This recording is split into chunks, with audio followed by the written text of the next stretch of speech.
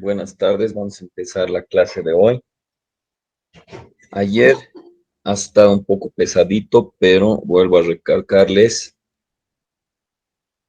ya ha cobrado importancia esto de la biología molecular y de los genes y de la biología del tumor, porque siempre hubo la aplicación práctica desde hace muchos años, primero con la bioinmunohistoquímica y luego con la biología molecular, pero ahora es que tenemos la tecnología aterrizada en Bolivia. Y esto es a raíz de que nos ha heredado el COVID esto, ¿no? Porque toda la tecnología para detectar al virus se puede aplicar para detectar genes, para detectar sobreexpresiones, para detectar, para investigación en relación a la biología del tumor. Entonces, habíamos quedado al final en que cuando hablamos de que tenemos una neoplasia maligna, bueno, todos los días desarrollamos nosotros neoplasias, bueno, células neoplásicas que pueden tener la capacidad de invasión y metástasis, solo que tenemos eh,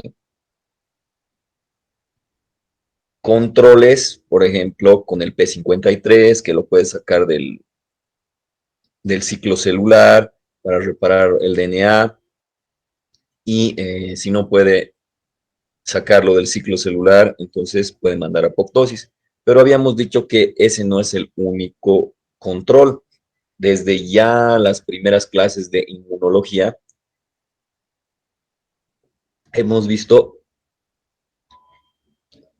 que el papel es preponderante en el desarrollo de neoplasias malignas, de cánceres, el hecho de que tengas una inmunosupresión, porque otro control que hace que no tengamos cáncer cada día, digamos, porque nos exponemos a virus, a bacterias, a inflamaciones, a la luz ultravioleta, a radicales libres, que hacen constantemente que tengamos susceptibilidad a mutación de nuestros protooncogenes a oncogenes. Entonces, no basta con los mecanismos propios de moleculares de la propia célula para que no desarrollemos cáncer, sino que también existen la respuesta inmunitaria. Se ve esto, por ejemplo, en el sarcoma de Kaposi. Cuando nosotros tenemos una baja inmunidad, entonces se nota la susceptibilidad a neoplasias, ejemplo, sarcoma de Kaposi y algunos linfomas. Ahora, dentro de la respuesta del organismo, o sea, del huésped ante los tumores, tenemos varias situaciones. Reacción tisular local y una reacción sistémica. La local al tumor puede, obviamente, desencadenar una respuesta inflamatoria y sabemos que la inflamación automáticamente llama al proceso de reparación, porque sabemos que es esencialmente protectora, pero es potencialmente lesiva. Y en la reparación, un tejido se puede reparar o porque se divide otra vez la célula, o cuando no se puede rellenar con las mismas células por cicatrización, lo que se llama regeneración y cicatrización. En general, como a veces es muy rápida la proliferación de una neoplasia, el tejido alrededor lo que hace es una cicatrización, vamos a decir, anómala, es una cicatrización tipo como cuando han hablado del queloide, ¿no? A esa cicatrización alrededor del tumor o dentro del tumor se llama desmoplasia. La desmoplasia tiene un contexto totalmente maligno, es decir, que cuando hablamos en un reporte anatomopatológico de desmoplasia, y fíjense que es otra palabra que termina en plasia, ¿no ve? Estamos denotando la reacción de un tumor maligno. Entonces, podría ser, por ejemplo, que ustedes sean gastroenterólogos en el futuro y manden una biopsia de un tumor, de una neoplasia que parece maligna, pero debido a las características, digamos, de la neoplasia, no pueden franquear una zona de estenosis con el endoscopio. O sea, está difícil tomar la biopsia y apenas han logrado tomar un pellizquito. Y yo les reporto como patólogo que no hay células neoplásicas. Sin embargo, veo la reacción desmoplásica. Eso nos infiere que por ahí si no has, lamentablemente no has llegado a tomar la biopsia del tumor, de la neoplasia maligna, pero sí de la desmoplasia. Entonces, es de la reacción cicatricial, si vamos a decir, hacia el tumor. Dentro de la reacción sistémica, obviamente tenemos a la respuesta inmunitaria, que es importantísima, ¿no? Ella puede activar la apoptosis por vía extrínseca, ya saben, ¿no? El CD8 con el FAS-L, acuérdense el capítulo 2, puede apretar la vía extrínseca. Y también tenemos que mencionar otra vez la angiogenia, es decir, la formación de esos nuevos vasos. Y como les decía ayer, parece que hasta tendría cerebro, tenía pienso el tumor, porque de nada sirve que estas células estén supermutadas y súper descontroladas en la proliferación celular si no van a, si en un punto van a dividirse tanto que no van a poder sustentar a esas células. Porque generalmente lo que come una célula maligna es azúcar, ¿no? Entonces, y oxígeno. Es tan poco diferenciada, tan poco parecida al tejido de origen, que no, generalmente no tiene cosas especiales. Y eso hace que cuando no tenga cosas especiales sea menos diferenciada, menos parecida al tejido de origen, entonces pueda metastatizar. Genera, como ya hemos visto ayer, factores de crecimiento que incluso puede estimular a ella misma de una manera autócrina y también genera factores angiogénicos. Entonces, porque necesita mayor número de vasos para poder crecer, para poder dividirse. Y habíamos mencionado ayer que dentro de estas respuestas sistémicas al tumor, que es la angiogenia, a veces el tumor no se puede atacar directamente, ni con quimioterapia normal, que es la que mata cualquier célula en proliferación, o una terapia blancomolecular, no tenemos un blanco aquí para disparar. Entonces, una de las opciones en realidad es, si no puedes atacar directamente al tumor, puedes atacar a su sustento, y eso es con los antiangiogénicos. Por ejemplo, un antiangiogénico blanco molecular que destruye los vasos es el bevacizumab, ¿no? Todos los MAB no son en realidad. Ahora, hay que tomar en cuenta muchas cosas. Por ejemplo, si le has hecho una cirugía y has extirpado el tumor y luego quieres rematarle con quimioterapia antiangiogénica, no jala, ¿no? Porque acuérdense que la inflamación produce factores, se llama la reparación, y la reparación a la angiogenia. Entonces, si tú le has hecho una cirugía y le das antiangiogénicos, no va a cicatrizar nunca esas heridas, no va a repararse. Entonces hay que tomar en cuenta esas cosas, ¿no? Probablemente la quimioterapia va a tener que ser pospuesta hasta unos 3 meses o depende de la cirugía.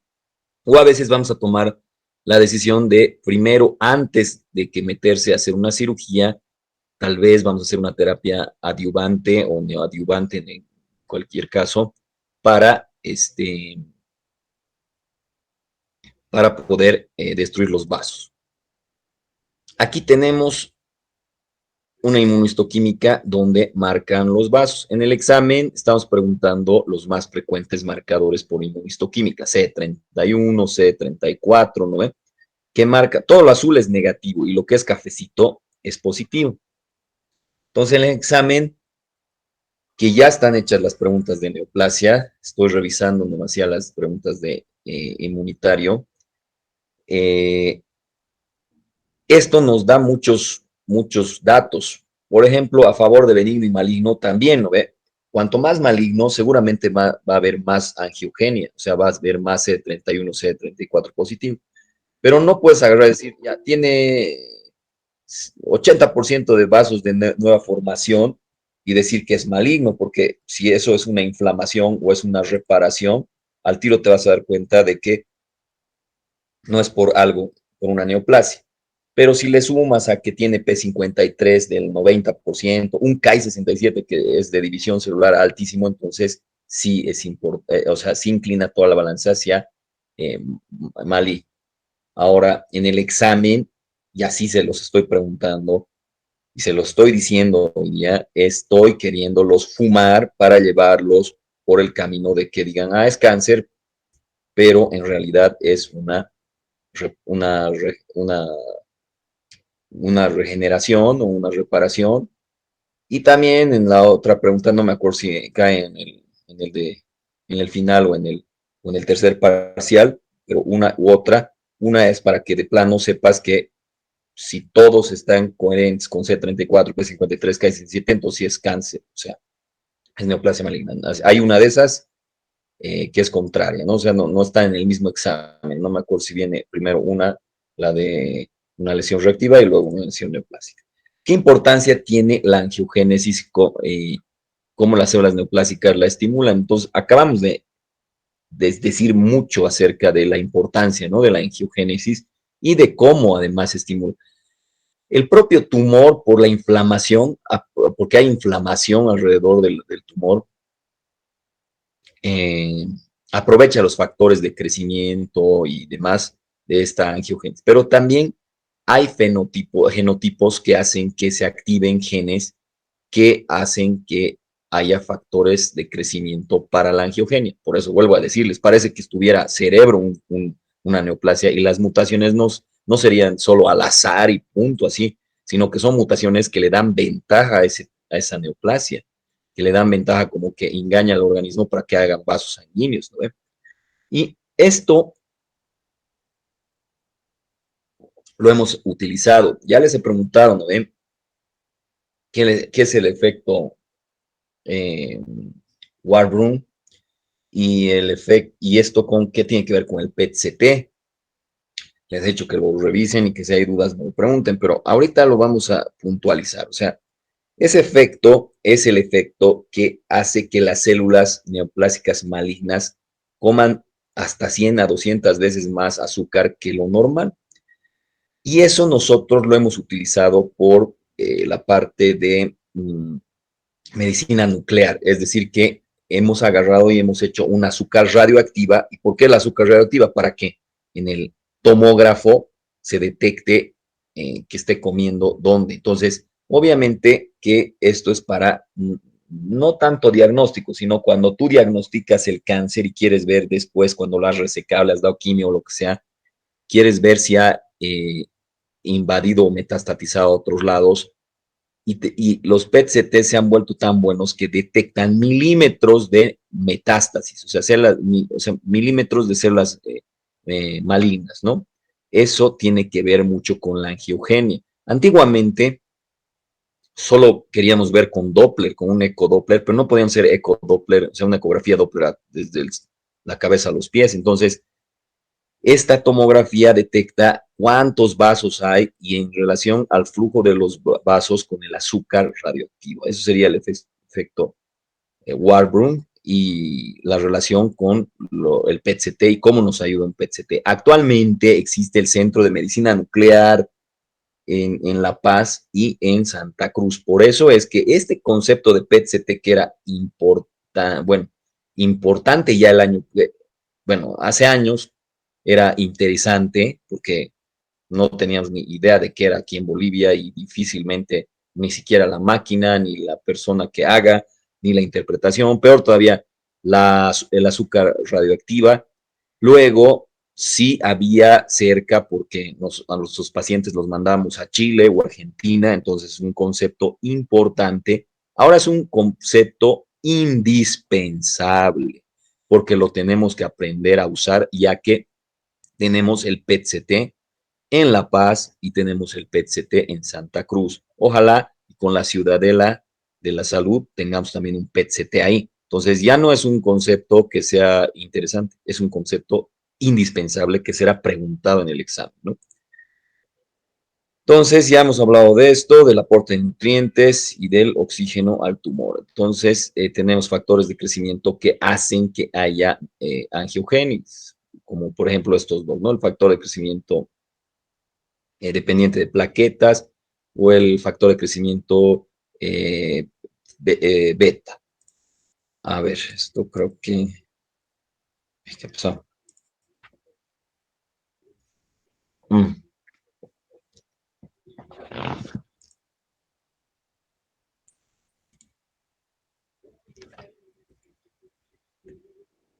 A ver,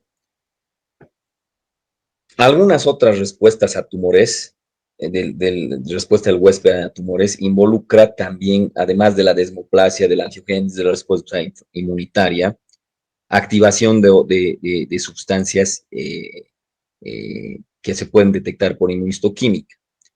Eh, por ejemplo, activación de algunas asas, o sea, de algunas enzimas.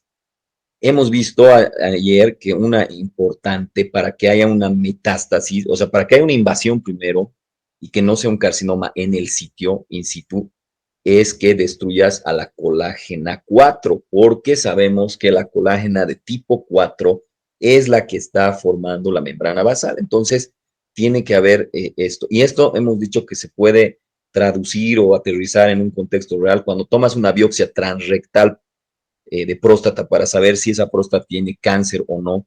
Y estamos dudando los patólogos porque decimos, pucha, no parece que hay, parece que es benigno, parece que es maligno y demás. Podemos pedir colágena tipo 4 y listo. Si está el cafecito alrededor intacto, quiere decir que la membrana basal está intacta y si no está intacta es invasor y entonces ya sabemos que es maligno. Entonces, lo que les había hablado, ¿no? Las colágenas intersticiales degradan colagenasa tipo 1 y tipo 3. Una de las importantes es la que hemos hablado de la 4, que tiene que ver con la membrana basal. Otras, como la estromielicina, que degradan también la tipo 4 y los proteoglucanos, ¿no? Entonces, esto ya es más de aplicación, ¿no? Y es más de uso del patólogo, pero ustedes tienen que saber que si en un reporte anatopatológico estoy pidiendo colagenasa, eh, colágena tipo 4, o estamos pidiendo gelatinasas y demás, tienen que ver para ver que estamos intentando decidir entre si ya hay invasión, y eso obviamente nos valida para decir que es maligno, ¿no? ¿Cómo metastatizan las células tumorales? Eh, a pesar de que puede haber una destrucción de la membrana basal y una tromboembolia, ¿no? Porque encima a esto se nos llueve sobre mojado. ¿Por qué? Porque no se olviden que un otro efecto del tumor en el huésped es angiogénesis. Entonces tenemos mayor número de vasos y mayor chance de qué? De que hayan tromboembolias o embolias neoplásicas, que es la manera de metastatizar, ¿no ve? Entonces, pero de todas formas, aunque tu sistema inmunitario haya no logrado contener un tumor, digamos, en mama, en próstata, etcétera, y aunque se haya roto la membrana basal y aunque se haya metido un vaso sanguíneo, no necesariamente que vaya el tromboémbolo al pulmón o a donde vaya, hace que esa célula pueda vivir ahí, esa célula neoplásica. Si tiene tantas mutaciones que hace que no necesite o que necesite nada más oxígeno y nutrientes, o sea, que tenga un inmunofenotipo muy maligno, es un factor que hace que se pueda pegar o metastatizar a varios órganos o tejidos. Pero de todas maneras sigue habiendo la inmunovigilancia, es decir, que nuestro cuerpo no va a aceptar esa célula así de por sí rápidamente, aunque esté en otro lado y tenga todo el inmunofenotipo que le llamamos inmunofenotipo matador, ¿no ve? Porque todo el tiempo están circulando células inmunitarias que pueden destruir a estas células metastásicas. Es por eso que enfatizamos mucho en que el sistema inmunitario debe estar a todo lo que da para cuando estamos tratando a pacientes con cáncer. Y es por eso que el médico tiene un papel preponderante en esto. Y hemos visto, ¿no? Con mis estudiantes de práctica, cuando les he hecho la práctica de, a ver, díganle a esta señora de 60 y tantos años que tiene cáncer y que probablemente tiene una esperanza de vida de 6 a 1 año, de 6 meses a 1 año. Entonces, si tú le dices, ¿sabe que tiene cáncer y se va a morir en 6 meses? ¿Qué creen que va a pasar con ese paciente? O sea, yo sé que la esperanza, el TNM, el tumor, nódulo metástasis, sacando cuentas, dice que probablemente se va a morir en 6 meses. Tú le dices a la paciente, eh, le tienes que dar la noticia que tiene un cáncer, eh, un cáncer grave y que se va a morir probablemente a los 6 meses. Ahorita no vamos a hacer el ejercicio, ¿no? Porque no es clase práctica, ¿no? Pero la idea sería cómo le dices a esto a una paciente. Si dices simplemente, ¿sabes, señora, se va a morir en 6 meses? ¿En cuántos meses crees que se va a morir esa señora? ¿Cómo es? ¿Qué creen? ¿En más de 6 meses? ¿Perdón? Menos, doctor. ¿Por qué? ¿Por qué es esta 3 meses. razón? Pero ¿y por qué? ¿Por qué será? Por el estrés principalmente. No solo el estrés, si está más que documentado por medicina basada en evidencias, hay estudios, hay toda una serie de pruebas que dicen que cuando eh, que tu sistema inmunitario puede bajar sus defensas cuando estás deprimido. Tiene mucho que ver con cómo se siente el paciente.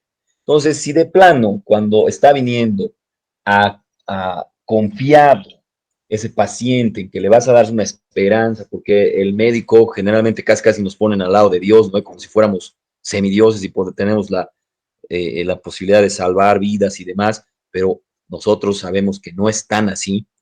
Entonces, le dices así, le haces perder las esperanzas, pues, pucha, entonces ni va a llegar a los 6 meses. Pero probablemente si sabes decirle, solo decirle y ponerte empático con ese paciente, si tienes una manera de decirle, probablemente ese paciente llegue a vivir los 6 meses y tal vez pueda vivir, tener una calidad de vida aceptable y que la pase bien con sus familiares, o incluso el hecho de decirle, la forma de decirle que tiene este cáncer, podría solo elevar tanto su sistema inmune, aunque no lo crean, que no solo viva 6 meses, capaz lo extiendes a 1 año, ¿no? Yo sé que para muchos esto, digamos ahorita, no, y si me va a venir 6 meses, ¿qué importa si me muero en 1 año? Pero la idea es cómo, con qué calidad de vida. Esto parece ciencia ficción, pero es algo que sabemos de hace muchos años. ¿Qué creen que es el efecto placebo? ¿Qué será el efecto placebo? ¿Alguien sabe? ¿Qué será el efecto placebo? ¿Qué es un placebo?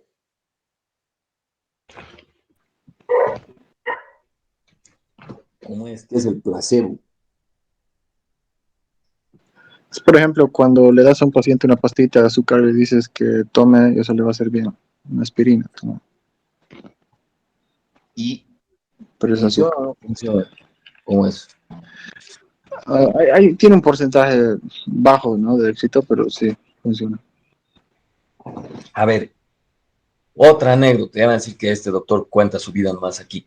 Pero yo cuando fui a México, me fui casi un año antes, unos 8 meses antes del examen, y como no me gustaba estar en mi casa estudiando todo el día, no podía estar todo el tiempo ahí, necesitaba estar con pacientes, pues me conseguí un trabajito, digamos, de médico general y aunque no crean, he aprobado ese examen, no por haber estudiado un chingo de libros y un chingo de exámenes en mi casa, sino por haber estado tratando a pacientes, porque era lo que día a día se veía, diabetes, hipertensión, etcétera, etcétera.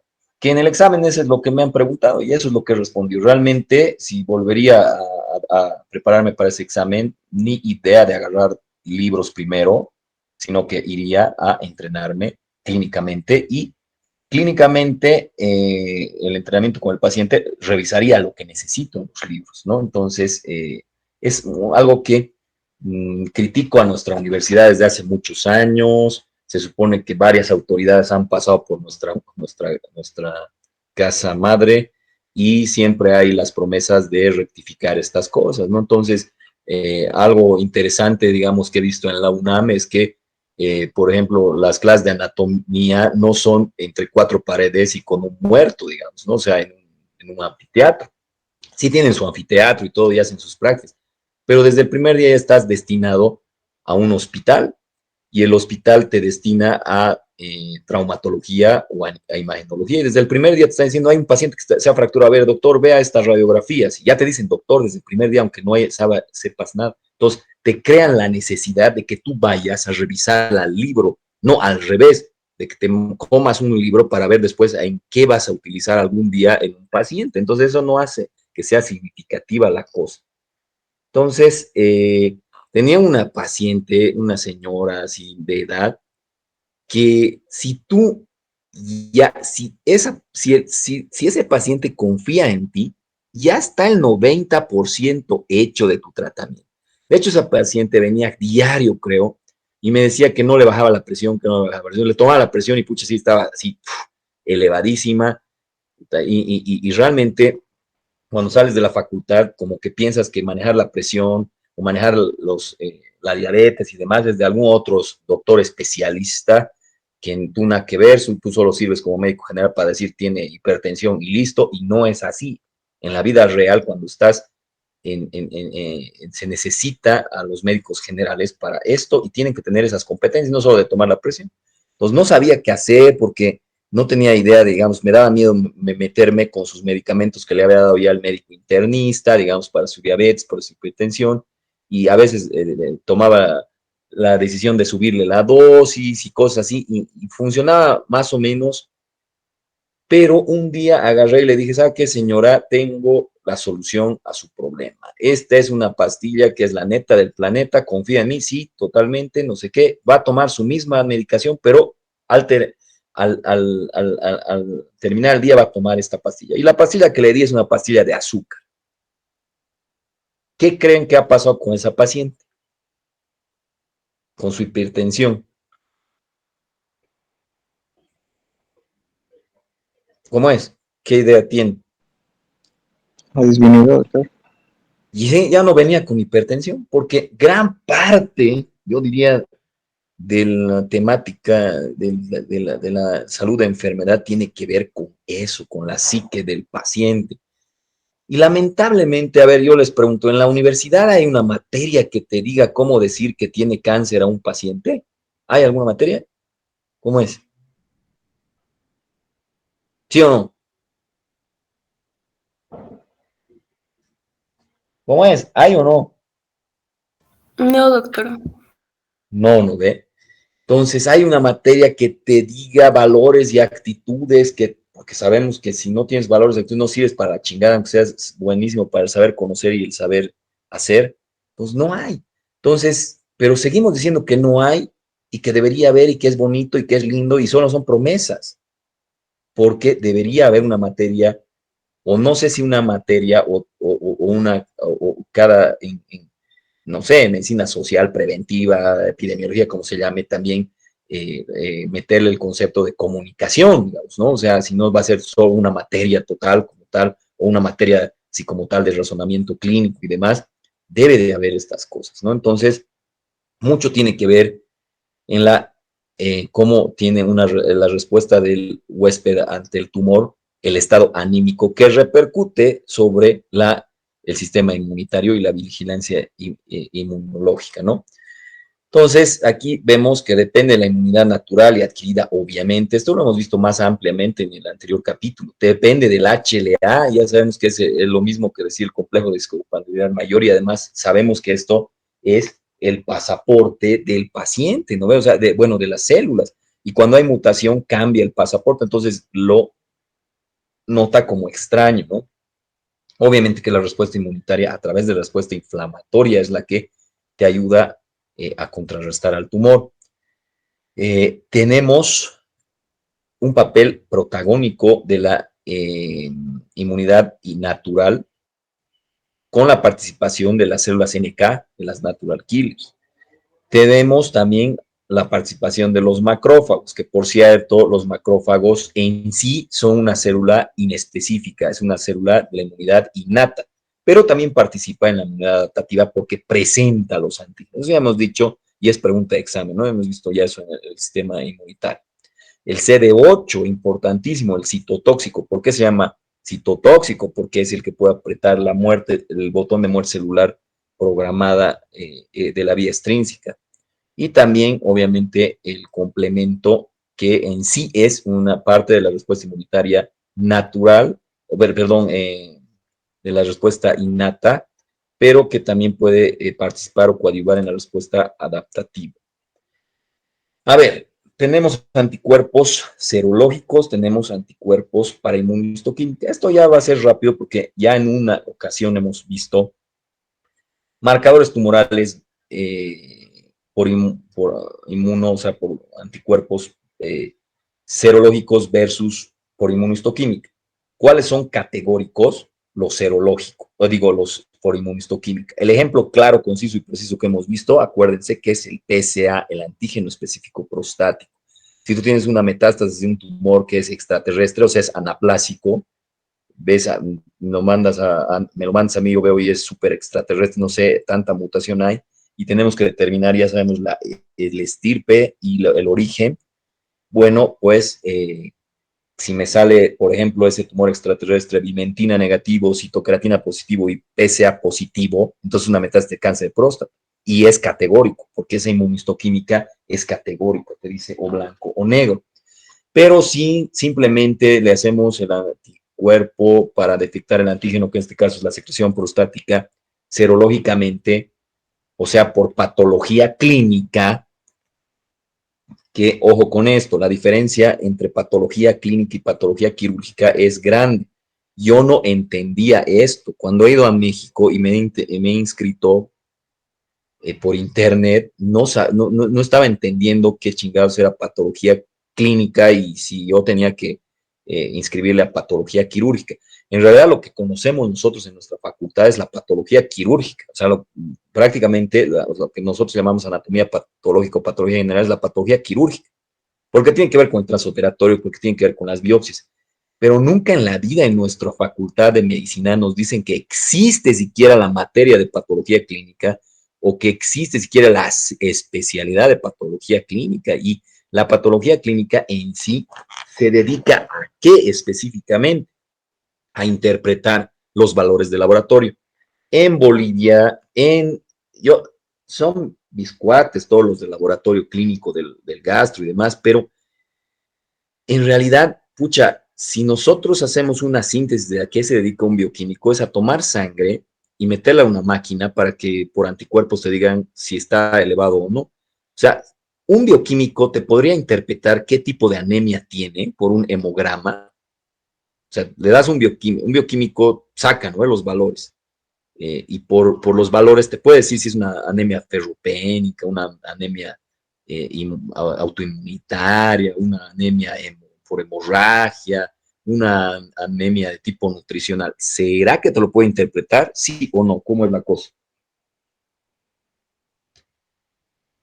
No, no está para eso las competencias de un bioquímico. Pero ¿quién sí te lo puede interpretar? Un patólogo clínico. No existen patólogos clínicos, a excepción que yo conozca, bueno, dos y que no están ejerciendo como patólogos clínicos en Cochabamba. Entonces, esto se los han comido, se los ha empujado la parte de los bioquímicos, porque ¿quién puede poner una farmacia? Solo un bioquímico, y en realidad el que tiene la mayor competencia para poner una farmacia es un médico, y peor todavía si es un patólogo clínico.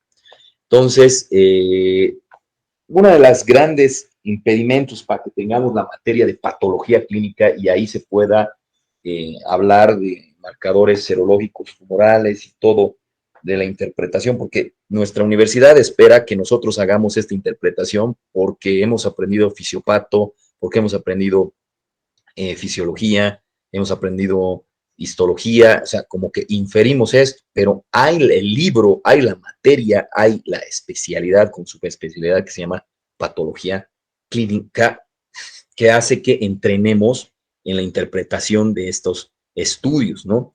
Y no sea solo al azar como por tus conocimientos básicos y por razonamiento que llegues a estas conclusiones, ¿no?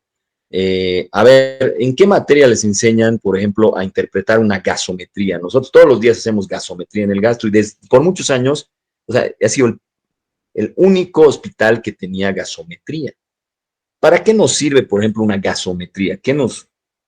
¿Por qué pediríamos a un paciente una gasometría? ¿Qué esperamos, digamos, con una gasometría? Y esto ya lo han debido ver incluso en bioquímica, porque en bioquímica ustedes saben que el dióxido de carbono se puede mezclar con el agua y eso da ácido y todo eso, ¿no? Y eso se puede, tiene que ver con el riñón, tiene que ver con los pulmones. Entonces, podemos ver y necesitamos ver si tenemos una acidosis, si tenemos una alcalosis, si eso es respiratorio, si eso es metabólico, para ver qué acciones tenemos.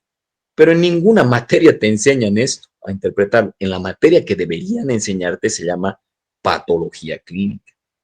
Ya les estoy hablando de esto porque los conceptos que vamos a ver en el último capítulo, que son muy concretos en relación a las enfermedades infecciosas, porque no vamos a ver las enfermedades infecciosas desde el punto de vista de bacterio o de parásito, porque eso ustedes ya han visto el año pasado. Vamos a ver a las enfermedades infecciosas desde el punto de vista solo de la patología quirúrgica, o sea, de la anatomía patológica. Pero queda el hueco, ¿no ve? Desde verlo desde la perspectiva de la patología clínica.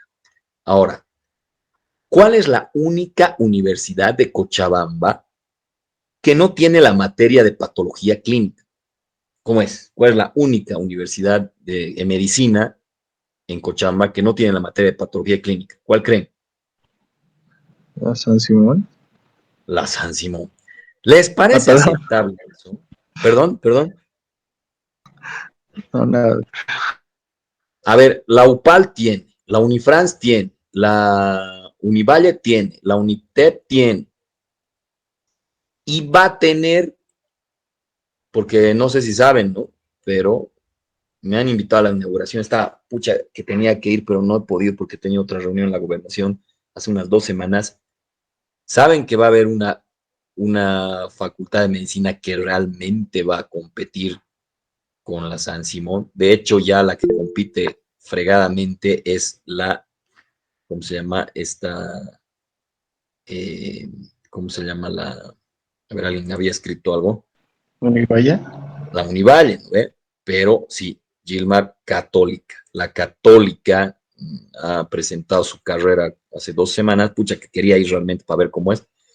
Y lo primero que preguntaba es si va a haber inmunología, si va a haber la materia de comunicación, si va a haber la materia de patología clínica. Ahora, en las otras universidades no es porque les interese gran cosa, yo creo que haya estas materias, sino porque obviamente el 99% bueno, el 90% de los estudiantes son extranjeros y necesitan convalidar sus materias en otro lado, ¿no? En Brasil. Entonces, por eso, ¿no? A ver. Entonces, aquí ya nos hemos detenido mucho y la anterior vez también les he explicado de qué tiene que ver una con la otra, ¿no? Entonces, esto es patología quirúrgica y esto es patología clínica. Si vemos así, laboratorial es clínica y si vemos así, tejido es, ¿cómo se llama? Patología quirúrgica. ¿Quién da un diagnóstico categórico? Patología quirúrgica. ¿Quién da un diagnóstico sugestivo o te coadyuva en el diagnóstico? Patología clínica. O también te sirve para el seguimiento. Por si le quitas un cáncer de próstata a un paciente, o sea, le quitas toda la próstata, digamos, no el cáncer, y después te sale con que a los meses con que el PSA sigue elevado, nuestra interpretación va a ser que seguramente hay una metástasis por ahí. Entonces, lo usual es que tendríamos que ver que el PSA vaya bajando en vez de que vaya subiendo, ¿no ve? Entonces, eso es importante entender. Ya hemos hablado del concepto de valor predictivo, pronóstico y el tratamiento, o sea que en esto no me voy a detener, ¿ya? ¿Qué son los marcadores tumorales? Entonces, son sustancias secretadas por las neoplasias, se pueden clasificar como glucoproteínas, proteínas séricas, enzimas, hormonas, o sea, son cosas que secretan los tumores y que nos ayudan a nosotros por patología clínica y también por inmunohistoquímica, o sea, por patología quirúrgica, en patología quirúrgica a determinar diagnósticos categóricos y en patología clínica a el seguimiento o como ayuda para llegar a un diagnóstico. Por ejemplo, ejemplos de glucoproteínas tenemos el antígeno carcino embrionario, como de proteínas séricas tenemos la alfa-fetoproteína, como enzimas tenemos la lactato deshidrogenasa o el PSA que hemos mencionado, hormonas la insulina, la calcitonina, las aminas biógenas, tenemos el ácido vanilil maldeico, que es un derivado de las catecolaminas, ¿no ve? ¿A qué nos referimos con marcadores tumorales serológicos? Ya hemos entendido qué es esto, ¿no? ¿Y a qué nos referimos con marcadores tumorales tisulares? Entonces, esto es inmunohistoquímica, es patología quirúrgica y es patología clínica. Aquí tenemos, ¿no? Entre algunas y qué cánceres. Entonces, tenemos, la alfa-fetoproteína que tiene que ver con el cáncer de hígado, la gonatrofina con células neoplásicas germinales, el antígeno carcinoma embrionario con el adenocarcinoma de colon, pero en general el antígeno carcinoma embrionario tiene que ver con todos los cánceres del tracto digestivo, ¿ya?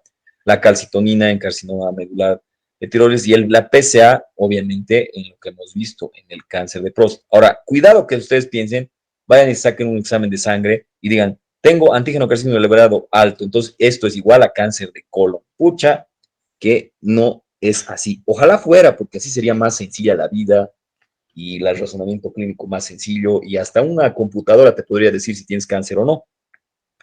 Pero estas sustancias pueden estar elevadas y no tener cáncer y ser por otras razones. Entonces, pero si tú tienes dolor abdominal, eh, tienes sangre oculta en heces, tienes pérdidas de peso, y encima te sale el antígeno carcinoma embrionario, agua pasa por mi casa. Entonces tienes que sospechar necesariamente en un cáncer de colon, ¿no? Ahora, ¿qué pasa si yo no tengo la menor pinche idea? Ya tomo la biopsia y es así anaplásico, es tumor extraterrestre. Y de pronto yo digo, pucha, no sé si será de intestino, pero le hago una citoceratina y me sale positivo, le hago un antígeno carcinoma embrionario y me sale positivo, pues eso ya no es que creo que es cáncer de colon, sino que fija que es cáncer de colon, ¿no? O lo propio con el PSA, y así hemos visto, ¿no? Entonces, a ver, otro efecto de los tumores es el efecto de masa. En las primeras clases habíamos dicho que las neoplasias benignas igual también te pueden matar dependiendo de la localización. De hecho, desde el lunes ya vamos a empezar a dar los exámenes finales de práctica con mis estudiantes de práctica. Y una cosa que les voy a preguntar, obvio, es dentro de los 7 parámetros de la descripción macro de la competencia 1, ¿cuál es el parámetro principal? Y ya sabemos por qué es la localización. Entonces aquí, si tenemos incluso tumores benignos, pero en localizaciones como cerebro, pucha, eso puede producir la muerte, ¿no ve? Entonces, dependiendo de la localización, o sea, porque muchas veces salimos con el concepto de, no, si es benigno, no va a ser, es benigno, no pasa nada. Hay tumores, neoplasias benignas que igual te conllevan a un contexto clínico que el paciente puede correr peligro. Enumere algunos efectos adversos locales de los tumores, por ejemplo, efecto de masa, el que acabamos de ver, compresión de los tejidos con pérdida de la función, y a la vez la compresión puede dar atrofia. Ya sabemos que una causa de atrofia es la compresión, ¿no? Y también dolor por compresión nerviosa. Entonces, generalmente el dolor en el cáncer no es tanto por el propio tumor, por la propia neoplasia, porque cuando invade y infiltra los nervios. Entonces, no, los nervios ya no te dan la respuesta de dolor. Entonces dirías, pucha, ¿por qué duele el cáncer? Y a veces hasta morfina hay que darle. Primero es por la respuesta inflamatoria que hace, ¿no? Y la inflamación tiene mediadores que desencadenan dolor, pero también es por esa compresión a los tejidos vecinos y la compresión nerviosa. Obviamente hay destrucción de tejido anormal, por ejemplo, en el mieloma múltiple, que ya sabemos por qué se llama mieloma, bueno, ya hemos aclarado ayer lo del mieloma múltiple, y también puede haber efectos locales como perforación, digamos, en el tracto gastrointestinal. Puede también haber obstrucción, obviamente también en el tracto gastrointestinal, Esos son algunos efectos adversos locales. Y puede haber hemorragia crónica, digamos, que te puede dar anemia. De hecho, algunas veces estamos así, ¿por qué será la anemia? Porque no sé qué esto. Y la primera manifestación de un cáncer es la anemia. Entonces, y lo que hemos mencionado siempre, ¿no? La inflamación o irritación, inflamación que puede producir dolor y también puede, por ejemplo, en el pulmón, esto puede producir esas toses que no son infecciosas, toses por irritación, son bronquiales. Y también puede producirse la necrosis por isquemia, por compresión, ¿ve? Alrededor, y eso también tiene que ver con la atrofia. A ver, este paciente, según su semiología, ¿qué tiene? Estos dos pacientes, ¿qué pueden decirme? ¿Cuál sería el diagnóstico? ¿Qué tiene? Como ya van a dar su examen, ¿ve? Con tribunal y toda la cosa de semi, ¿cómo es?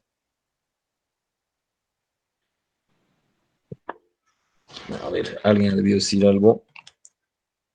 Desnutrición. ¿Cuál es el estado extremo, el último estado de desnutrición? ¿Cómo se llama eso? Emaciación grave, doctor. Ya, pero en una sola palabra, ¿cómo se llama? Empieza Marasmática. Ok. mm, con C. ¿Cómo es? Caquético. Caquex. Aunque no crean, el factor de necrosis tumoral, por eso se llama factor de necrosis tumoral, ustedes lo conocen desde la inflamación, ¿no ve? Y el factor de necrosis tumoral, antiguamente llamado caquectina. ¿Por qué? Porque se lo ha estudiado en los cánceres y es el que te produce aumento del metabolismo, aumento del consumo. Hay varias razones por las que un paciente llega al estado extremo o sea, baja de peso. O sea, por eso es que un síntoma clave, digamos, es preguntar al paciente si ha bajado de peso para sospechar cáncer, pero de una causa injustificada, porque si te dice paciente que ha bajado 30 kilos en los últimos 3 meses, pucha, no, pues debe tener cáncer. Pero si le dices, ¿y por qué ha bajado? Ah, porque estoy yendo a spinning todos los días, entonces no tiene sentido, ¿no? Entonces es una causa que no tiene aparentemente justificación o razón y tiene que ver pues con todo que hemos visto, el efecto Warburg, el destino de recursos que engaña el tumor para que se destinen al tumor y no así al cuerpo humano y también estimulación de esto por la inflamación que es la caquectina, que es el factor de necrosis tumoral. Entonces, este es un efecto del tumor local o sistémico, ¿cómo es? Esta emaciación grave, esta caquexia, ¿es un efecto local o ya lo clasificamos como efecto sistémico? Sistémico, ¿no ve? A ver, enumere algunos efectos adversos sistémicos de los tumores. Acabamos de decir, inespecíficos, pérdida del apetito, fatiga, debilidad, pérdida de peso, caquexia, ya les he hablado de la caquectina, factor necrotumoral. También, ojo, fiebre y sudoración nocturna. ¿Esto qué quiere decir? Podemos tener fiebre de origen desconocido, así se llama. Eso me debió ver en semiología. Entonces, no es fiebre igual a inflamación, igual a infección, igual al que le vas a dar antibiótico. No hay que razonar así nomás de memoria, por método de patrón, porque la fiebre también puede ser un síntoma de que tenemos un cáncer ahí naciendo. ¿Qué será un síndrome paraneoplásico? Para es al lado de. Un síndrome paraneoplásico es una consecuencia indirecta de una neoplasia, que no tiene que ver con el efecto local, más bien con un efecto sistémico. Por ejemplo, si les digo que un paciente viene con hipertensión arterial y, a ver, ya, si viene un paciente con la presión elevada, ¿cómo actúan ustedes? ¿Qué es lo que hace? Ya, le han tomado la presión, está a 140, 100, así. ¿Qué hacen? A ver, ¿qué actuación tiene? ¿Cómo es? Estás en tu consultorio, llega, le toman la presión y tienes esto.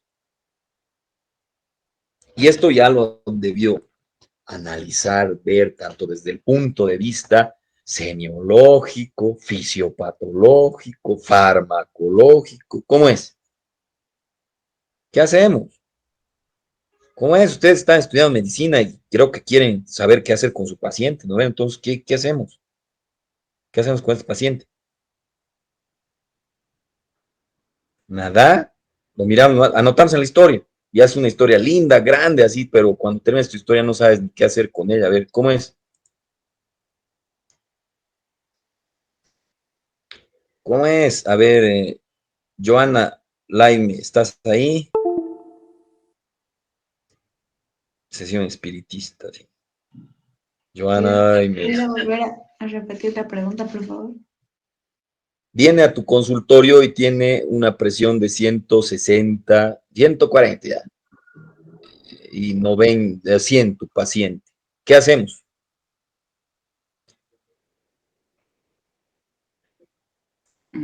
Hacer una buena historia clínica para saber la causa, no sé. Ya, entonces, ¿se puede llegar a la causa de la hipertensión arterial?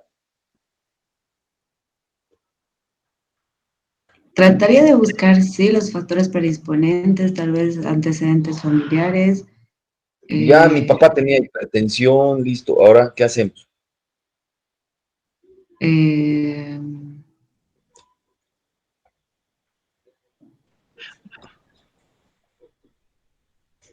Listo, ya tienes tus antecedentes, todo. Entonces, y ahora, Hugo, ¿qué dices? Salvar a tu compañera. Darle antihipertensivos y una aspirina, doctor.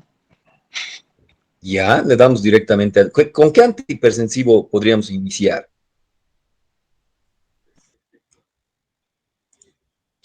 Porque ya están al final casi de fármaco. ¿Cómo es? Ya tienen que, o sea, se supone que ustedes están invirtiendo tiempo, esfuerzo, dejando a sus familiares, sus amigos, porque este año es clave, es una transición entre lo clínico y lo básico y lo clínico. Y esto te está dando las competencias para decidir con tu paciente. Si no, están perdiendo el tiempo. ¿Cómo es? ¿Qué antihipertensivo? ¿Con qué empezamos? Los sartán, doctor, podría ser. ¿Por qué los sartán? Debe ser alumna de la doctora Crespo o del doctor Ciro, ¿no veo? ¿De quién es? ¿Quién es tu docente de fármaco? La doctora Crespo, doctor. Ya, a ver, ¿y por qué los sartán?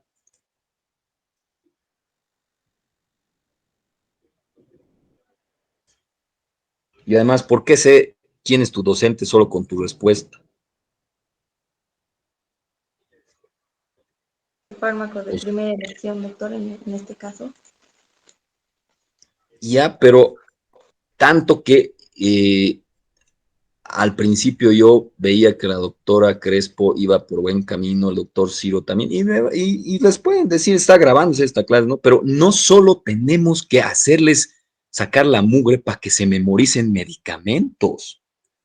Hay una farmacología razonada, una farmacología clínica. Entonces, simplemente le vamos a dar los sartán porque así la doctora Crespo me ha hecho repetir como loro 20 veces, o cómo es la cosa. Y que por cierto, está mal. ¿Cuál es la todo está mal? Porque primero ha aparecido tu paciente. Aquí se han aplazado en fisiopato, se han aplazado en semio, se han aplazado en farmaco. Voy a hablar con todos los docentes de esto. Y además ahora se graba. ¿Cómo es, Silvia? ¿Qué dices? Doctor, primero para confirmar lo que es la presión arterial, tendríamos que tomar, la hipertensión, perdón, tendríamos que tomar 2 veces o más. Y si no estoy mal, el fármaco es o sea, igual de primera elección es el enalapril. Ya, hay que tomar más veces. Porque puede haber situaciones como que lo van a asaltar en la esquina o que tiene miedo como médico y por eso está elevado. Ya han debido hablar de la hipertensión a la bata blanca o no. Ya, digamos que han hecho 3 veces con la misma, y además ni les pregunto ya de cómo tomarían la presión porque me voy a dar un tiro, así. cuáles son las características para que tomes la presión como médico y no como pinche, no vamos a decir nada, pero como un médico con razonamiento clínico. No les va a preguntar ni eso, pero ya, digamos que 3 veces ha salido elevada la presión. La etiología, ha dicho su compañera, intentaría buscar. ¿Qué tan frecuente hay una causa de hipertensión arterial que puedas quitar o modificar? Porque sabemos que si llegas a la etiología, según razonamiento clínico, y quitas la causa, se quita la enfermedad. Pero dentro, y eso es pregunta de fisiopato, dentro de la etiología de las hipertensiones, ¿cuánto de porcentaje conocemos de etiología? Del 1 al 100.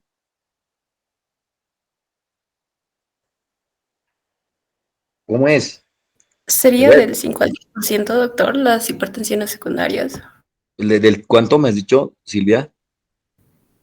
Del 5 al 10%, doctor. Más o menos 5. Es tu profesor bueno, no hay práctica en cosas, ¿no? Pero le has debido dar bola al doctor, ¿cómo se llama el doctor, el canocito? ¿Cómo se llama el doctor de fisiopato?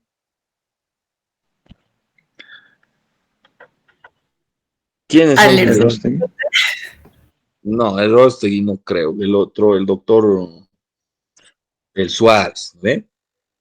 Ven cómo ustedes les está defraudando en la universidad, tienen que absorbernos, chupar el conocimiento, hacernos a los docentes trabajar, no repetir nomás cosas. Hoy día, con algunos de mis estudiantes que les estaba revisando sus trabajos, me dicen que no entran en las teóricas porque obviamente no van a venir a que les lean las diapositivas, yo tampoco perdería el tiempo, pero exijan lo que necesitan de los docentes, no dejen que se duerman así en sus laureles, ya. Entonces, ese 5%, ¿qué causas puede haber? Hasta hay un acrónimo, digamos, para, o sea, un memorístico para que te puedas acordar. ¿Cuáles son las causas conocidas de hipertensión arterial? ¿Cómo es? Obesidad.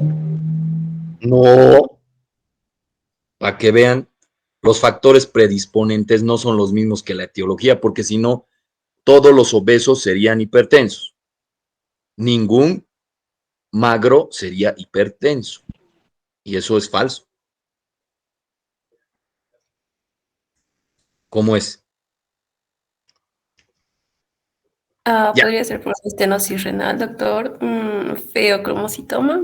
Exacto, qué bien, Susana Silvia, y iba a preguntar eso, ¿qué factor hemos visto nosotros en neoplasias? Un feocromocitoma. De hecho, le voy a meter esa pregunta, me van a hacer recuerdo, y le voy a meter con semio, y le voy a meter con fisiopato, para demostrar mi punto, ¿no ve? Que todo tiene que ser engranado para que se utilice con un paciente.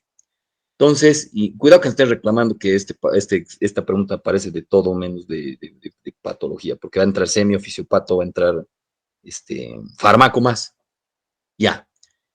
Algo que altere los riñones, algo que altere el sistema nervioso central, algo que altere la bulimia puede afectar, o sea, puede tener una causa conocida, o las catecolaminas hormonal, sí, pero es menos del 5%. Entonces, la mayoría de las hipertensiones son criptogénicas, primarias, de origen indeterminado, como quieran llamar.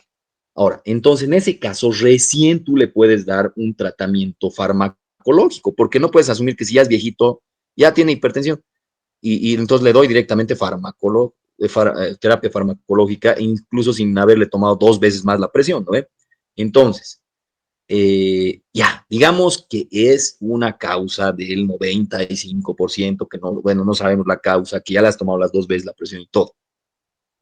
¿Qué fármaco o sea, van a empezar con fármaco a tratar la hipertensión? Se ¿Cuál es la podría, primera? Sí, Silvana. se podría comenzar con los tratamientos no farmacológicos, doctor, como el reducir la ingesta de sal, realizar ejercicio y otras medidas. Exacto, exacto, porque si no, después todos esos fármacos ya no te van a servir, vas a tener que combinar un chingo de fármacos para que te funcionen las cosas. Digamos que ya has hecho las medidas nutricionales y no jala. ¿Cuál es el fármaco que vas a empezar en la hipertensión? ¿Con qué fármaco vas a empezar la hipertensión?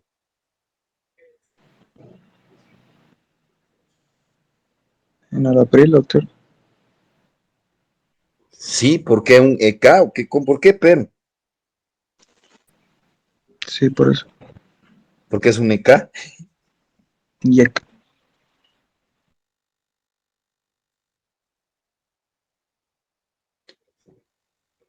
¿Y de qué más? ¿Por qué no empezar con simplemente un diurético? ¿Por qué no empezar con furosemida?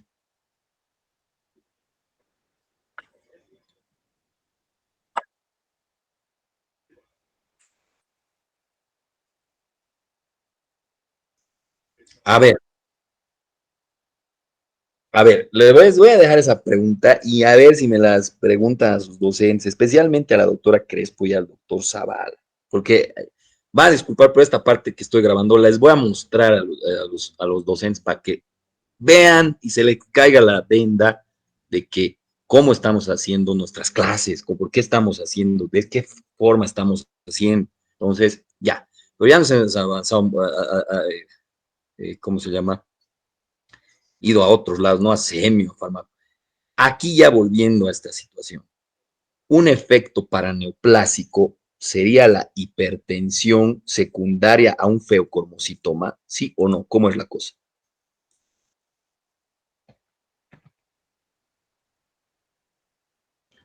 Un síndrome paraneoplásico es un efecto a distancia que no tiene que ver con el efecto local del tumor. Por ejemplo, hipertensión arterial en un feocromocitoma, no, porque no es propio de la propia célula. De hecho, el feocromocitoma, ¿dónde está?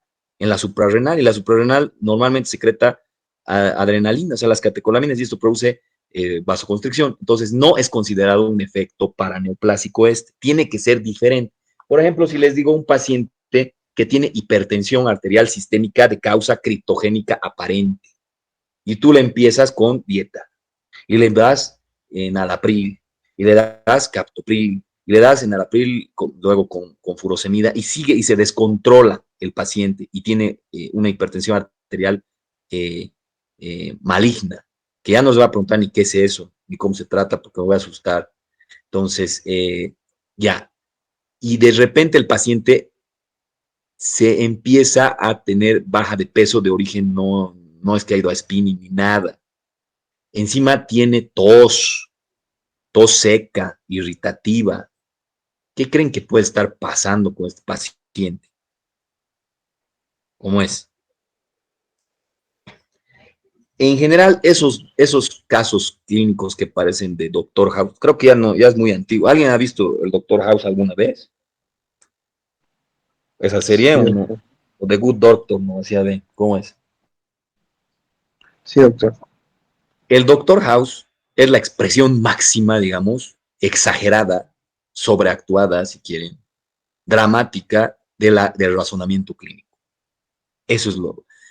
Para hacer esa serie se han agarrado a médicos, etcétera, pero ya también se fuman mucho, ¿no? O sea, por el método hipotético deductivo, causa-efecto, quieren encajar varias cosas que en la realidad a veces nos pasa, cosas que tú tienes tu paciente con signos y síntomas de Doctor House, yo le llamo, cuando de plano los residentes del gastro vienen y dicen, no sé qué tiene doctor porque parece que tiene esto y no tiene ni pies ni cabeza. Yo le digo, entonces es un caso de Doctor House, lo llamaremos a Doctor House, como no podemos resolver, solo lo único que puede resolver es Doctor House.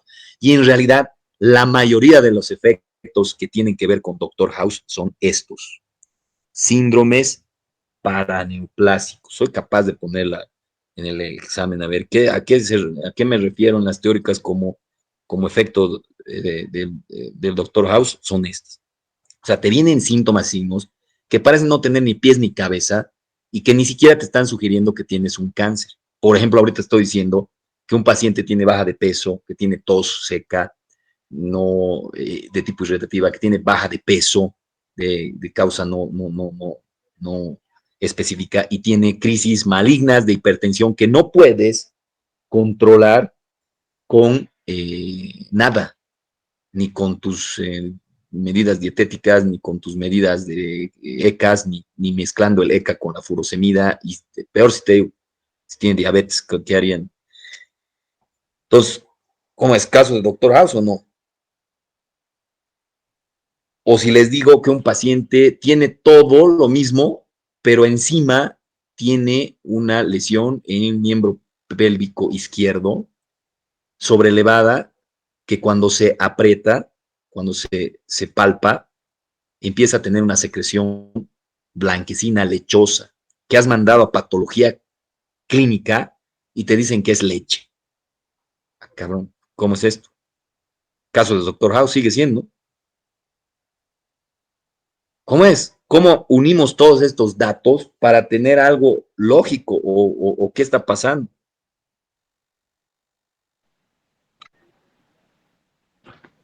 Bueno, como usted dijo, doctor, hay una neoplasia y está causando síndromes paraneoplásicos. Exacto, es eso. Tiene un carcinoma de células pequeñas. Así se llama, van a ver en el siguiente año en patología quirúrgica, eh, que patología especial se llama, digamos, patología 2, que me encantaría dar esa materia, pero no sé por qué chingados no me llaman, porque hasta de honor en gratis yo quiero dar esa materia. Pero bueno, entonces, esas células pequeñas del pulmón, así carcinoma de células pequeñas, se han tenido tal mutación que se ha empezado a expresar genes que empiezan a secretar o a generar proteínas como no proteínas, sino sustancias como las catecolaminas o sustancias que hacen que se estimule las glándulas sudoríparas y que haya una metaplasia, porque finalmente la glándula mamaria es una glándula sudorípara modificada, por si acaso, si no se acuerdan de histología. Y entonces eso explicaría, pucha, que está secretando leche por otro lado. Entonces, como dice su compañero, eso es el efecto Doctor House que yo le llamo en, en el gastro, y que a veces piensan que yo, pucha, habré estudiado medicina, creo, con los extraterrestres, o habré estudiado medicina en una universidad de élite que tienen otros libros diferentes, o que el ser patólogo significa que tienes algo de Harry Potter, eh, o adivino, o lo que sea. No, nada que ver. Es simplemente hacer razonamiento clínico y entender estas cosas. Entonces, son efectos paraneoplásicos. ¿Qué es la caquexia? Pérdida de peso corporal, último estado de desnutrición asociado a debilidad y agotamiento. Tumores parásitos, ¿no? Ya hemos visto por qué se explica esto de que baja el peso, y es un síntoma que puede ser importante para determinar apoyar a que tiene cáncer, ¿no? ¿Qué son los síndromes paraneoplásicos? Signos y síntomas ocasionados por el efecto a distancia del tumor. Las características fundamentales son: no se relaciona con efectos mecánicos del tumor o metástasis. Pueden deberse a sustancias secretadas en las células tumorales, pero no se encuentran en las células normales a partir de las cuales se ha originado el tumor. ¿Eso qué quiere decir? Que si tienes una neoplasia en neuroendocrina no vale como síndrome paraneoplásico, porque sabes que, y de todas maneras va a haber una división descontrolada, descoordinada, y una secreción descontrolada, descoordinada de la sustancia neuroendocrina. Entonces, para que califique como síndrome paraneoplásico tiene que ser tipo Dr. House, o sea, un tumor que no era, que secretaba, por ejemplo, como el feocromocitoma, sino que un tumor de pulmón que te está dando hipertensión y además secreción de leche, digamos, ¿no? Así. Pueden deberse también a respuestas inmunitarias, y la patogenia de cada uno es compleja y el razonamiento clínico es complejo para llegar a esto. Clasificación de los síndromes paraneoplásicos: endocrinos, neuroendocrinos, hematógenos, hematológicos, renales. Entonces puede expresarse a todo nivel, ¿no? Los endocrinos tenemos, por ejemplo, el síndrome de Cushing, con carcinoma de células pequeñas pulmonar, es lo que acabamos de decir. Hipercalcemia por secreción de un polipéptico de tipo hormonal de una sustancia, de una hormona paratiroidea en el cáncer de epidermoide pulmonar. La hipoglucemia por hormona de crecimiento de tipo insulina en el hemiosarcoma. Esto les voy a preguntar yo en el examen de lunes a viernes. Voy a ver si realmente me han captado en la parte práctica y en la teórica, porque finalmente cuando ya me digan, ya me sepan de memoria que no se manda un transoperatorio en formol, bla, bla, bla, todo lo que hemos visto en práctica, después les voy a dar un caso de razonamiento clínico y les voy a dar un caso de Doctor House, y ustedes van a decir, no vale, pucha, este doctor piensa que tiene que aplazarnos, y hemos respondido todo bien y hasta que nos quiere agarrar en una, no. Les voy a dar un caso de Doctor House y no por fregarlos, sino porque a eso se van a enfrentar en la vida real. Y no quiero que sean unos médicos solo mediocres, de patrón, nada más, de lo que solo han visto y de eso nomás diagnostican. O un médico que te haga de repetir como loro nomás lo mismo. Entonces, les voy a dar un caso de Doctor House y les voy a decir que tienes un tumor así, así, y que tiene esto y lo otro, y se van a... Y la respuesta es fácil. Cuando veo varias afectaciones en varios lugares, probablemente tal vez tiene neoplasia y tiene efecto para neoplasia. Entonces, ojo con eso. Ya incluso ya estoy dando preguntas del examen práctico. Hematológicos, por ejemplo, policitemia, ejemplo en los cánceres renales, tromboflebitis, migratoria, eso se llama trino de Trossard, y esto lo han visto más en la parte semiológica, por liberación de tromboplastina en el cáncer de páncreas, anemia por anticuerpos de tipo crioglobulina en pacientes con linfomas, neuromusculares, la miastenia gravis, asociado a los timomas, el síndrome de Lambert-Eaton, que es en general te da debilidad muscular y es por anticuerpos frente a proteínas de la unión neuromuscular, por ejemplo, en el carcinoma de pulmón y de células pequeñas. Esto tiene similitud con lo que hemos visto en Inmuno, ¿no ve? Con el mecanismo de lesión de las hipersensibilidades, en especial la de tipo 2, por si acaso. Todo esto no voy a explicarlo ampliamente porque debería haber sido explicado en semio, y aquí solo mencionarse, ¿ya? Tampoco es clase de semio ni de fisiopato. Dermatológicos, igual, en semio, tendrían que haber hablado de la cantosis nigricans, que es la hiperpigmentación del cuello y las áreas intertiginosas entre los dedos, y eso puede ser consecuencia de un cáncer gástrico. Dermatomiositis asociada a una serie de tumores malignos. Esto es, por ejemplo, tumores de tiroides, de paratiroides, etc. Renales, como por ejemplo el síndrome nefrítico secundario a depósitos de inmunocomplejos y antígenos tumorales en las membranas glomerulares. Como les digo, tiene que ver además con la respuesta de hipersensibilidad tipo 2 esto. Bueno, creo que es, y bueno, en el libro hay un cuadrito y en las teóricas, aquí, la siguiente clase vamos a poner un poco más de énfasis, pero está aquí el síndrome, si es neuroendocrino, si es neurológico, qué enfermedad, qué neoplasia causa y cuál es el mecanismo, ¿no? Pero en general, ¿qué tiene que salir de esta clase? Caso de Doctor House, síndrome paraneoplásico, y puede ser cualquier cosa, síntomas, signos que parecen que no tienen que ver unos con otros. Bueno, esta clase también ha sido un poco pesadita. A ver, ¿alguna duda, pregunta, observación al respecto? Hija, además ya nos hemos extendido mucho. Bueno, si no hay dudas, preguntas, vamos a tratar de terminar el temario el lunes. Y la clase del miércoles va a ser solo de síntesis de todo lo que hemos visto, con puntualización de las cosas importantes y también resolución de dudas para el examen, que es el 17. Bueno, si no hay dudas, preguntas, nos vemos en la siguiente clase, chicos. Chao, chao. Hasta luego, doctor, gracias. Chao, chao. Chao.